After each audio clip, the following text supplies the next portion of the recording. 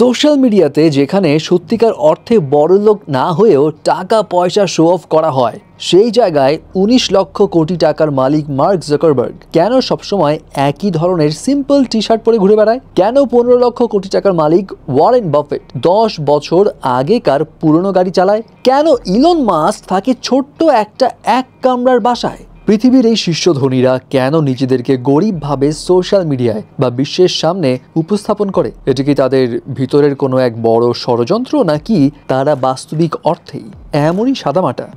তাদের এই গরিবভাবে বিশ্বের সামনে উপস্থাপন করার বিষয়টা নিয়ে অনেক রিসার্চার্সরা বেশ গবেষণা করেছে এবং তারা স্টাডি করে বেশ কিছু অপিনিয়নও শেয়ার করেছে। আর এইগুলোর উপর বেস করে যে কারণগুলো সামনে আসে সেগুলো আসলেই হতবাক করার মতো।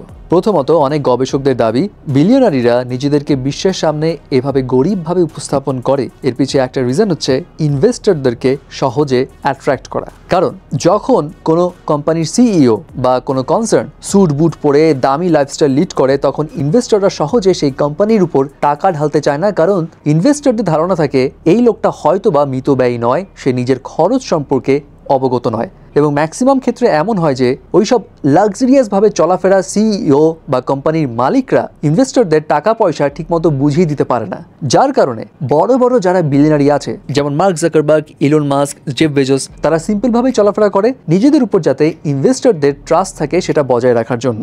এবং আরেকটি ইন্টারেস্টিং ফ্যাক্ট হচ্ছে সেলস বাড়ে। এসব কোটিপতিরা যখন সাধারণভাবে চলাফেরা করে তখন অনেক সাধারণ মানুষরাও তাদেরকে কানেক্ট করতে পারে এবং তাদের ব্র্যান্ডের কোনো প্রোডাক্ট বা সার্ভিস নিতে তারা সহজেই ঝুঁকে পড়ে। আর এই কারণে সেলস বাড়াতেও তারা নিজেদেরকে সাধারণ মানুষদের মতো একদম বানিয়ে ফেলে বা ওই ইমেজটা ক্রিয়েট করে। এবং আপনি জানলে অবাক হবেন, এইসব কোটিপতিরা তাদের এইভাবে উপস্থাপন করার জন্য পিআর এজেন্সিও হায়ার করে থাকে এবং যেই পিআর এজেন্সিকে তারা প্রতি মাসে লক্ষ লক্ষ টাকা ঢেলে দেয় যাতে করে বিশ্বের সামনে তাদেরকে গরিবভাবে উপস্থাপন করা হয়। ফর এক্সাম্পল একটা উদাহরণ দিই, ওয়ারেন বাফেট বিলিয়নারিদের একটা কনফারেন্সে গিয়েছিল যেখানে ওয়ারেন বাফেটের স্ত্রীও গিয়েছিল এবং সেই কনফারেন্স ছিল খুব সিক্রেট। কিন্তু ওই কনফারেন্সের একটা নিউজ খুব ভাইরাল হয়, যেখানে নিউজ আর্টিকেলে বলা হয় ওয়ারেন বাফেটের স্ত্রী ওই কনফারেন্সে গিয়ে মাত্র $4 দামের কফি নিয়ে তর্ক বিতর্ক শুরু করে দেয়। এখন অত গোপন একটা মিটিংয়ে এমন খবর তো আসা অস্বাভাবিক, কিন্তু এমন খবর সামনে এসছে কারণ তারা চায় যাতে পাবলিকরা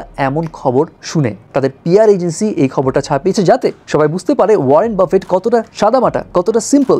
কারণ ইলন মাস্ক বলুন, জেফ বেজোস বলুন, কিংবা মার্ক জাকারবার্গ বা ওয়ারেন বাফেট বলুন, তারা যতই সাদামাটা ভাবে উপস্থাপন করুক না কেন, তাদের কিন্তু টাকা পয়সার কোনো কমতি নেই এবং তাদের লাক্সারি আইটেমসেরও কোনো কমতি নেই। উদাহরণস্বরূপ, ইলন মাস্কের হয়তো $50,000 ছোট্ট এক কামরার বাসা আছে, কিন্তু তার প্রাইভেট জেট রয়েছে যেটা দিয়ে সে বিশ্বের যে কোনো জায়গায় উড়ে যেতে পারে। তারপর মার্ক জাকারবার্গ যেই সাদামাটা একই টাইপের গ্রে কালারের টি শার্ট পরে ঘুরে বেড়ায়, সেই টি শার্টটা কাস্টমাইজ করা টি শার্ট, একটা ইটালিয়ান ব্র্যান্ডের, এবং যার প্রতি টি শার্টের মূল্য $300 থেকে $400, মানে 30,000 টাকা থেকে 40,000 টাকা পর্যন্ত। এখন শুধু ইনভেস্টরদেরকে আকর্ষণ করা বা সেলস বাড়ানো এটাই তাদের মূল লক্ষ্য নয় যে তারা বিশ্বের সামনে নিজেদেরকে গরিবভাবে উপস্থাপন করে। আরেকটা ইন্টারেস্টিং ফ্যাক্ট আছে, সেটা হলো কোনো খারাপ লোকের অ্যাটেনশনে তারা যাতে না পড়ে। কোটি কোটি টাকা থাকলে খুব স্বাভাবিক আপনার আশেপাশে অনেক দুষ্টু লোক ঘুরে বেড়াবে, সেই দুষ্টু লোকগুলোর অ্যাটেনশন যাতে তারা এড়িয়ে চলতে পারে সেই কারণে তারা এভাবে সাদামাটাভাবে ঘুরে। এবং আরেকটা ফ্যাক্ট হচ্ছে তারা চায় যাতে তাদের এমপ্লয়িজরা সবসময় বেতন ভাতা বাড়ানোর জন্য কোনো ধরনের গ্যাঞ্জাম না করে। একটা এক্সাম্পল দিই, ওয়ারেন বাফেট যে এত কোটি টাকার মালিক, সে যদি নতুন কোনো লাক্সারি গাড়ি না কিনে 10 বছর আগের পুরনো গাড়ি চালিয়ে ঘুরে বেড়ায়, তাহলে সেই কোম্পানির এমপ্লয় কিন্তু সহজে ওয়ারেন বাফেটের কাছে গিয়ে আর্জি জানাতে পারবেন না যে বস আমার বেতন বাড়িয়ে দিন। কারণ এই দাবি তুললেই হয়তো ওয়ারেন বাফেট বলে বসতে পারে, আমি যদি 10 বছর আগের পুরনো গাড়ি চালাই তাহলে তোমার এত টাকা দিয়ে কি হবে। সো রিসার্চার্সদের এটাও ধারণা যে যাতে এইসব কোটিপতিদের কোম্পানির এমপ্লয়িরা সবসময় বেতন ভাতা বাড়ানোর জন্য আন্দোলনে না বসে যায়, সেই কারণেও তারা খুব সিম্পলভাবে লাইফ লিড করে। এই তো গেল কয়েকটা রিজন কেন এসব কোটিপতিরা কোটি কোটি টাকা সত্ত্বেও বিশ্বের সামনে নিজেদেরকে এত সিম্পলভাবে উপস্থাপন করে। এখন আপনার কাছে নিজের কোনো মতামত আছে কিনা সেটাও জানিয়ে দিবেন আমাদের।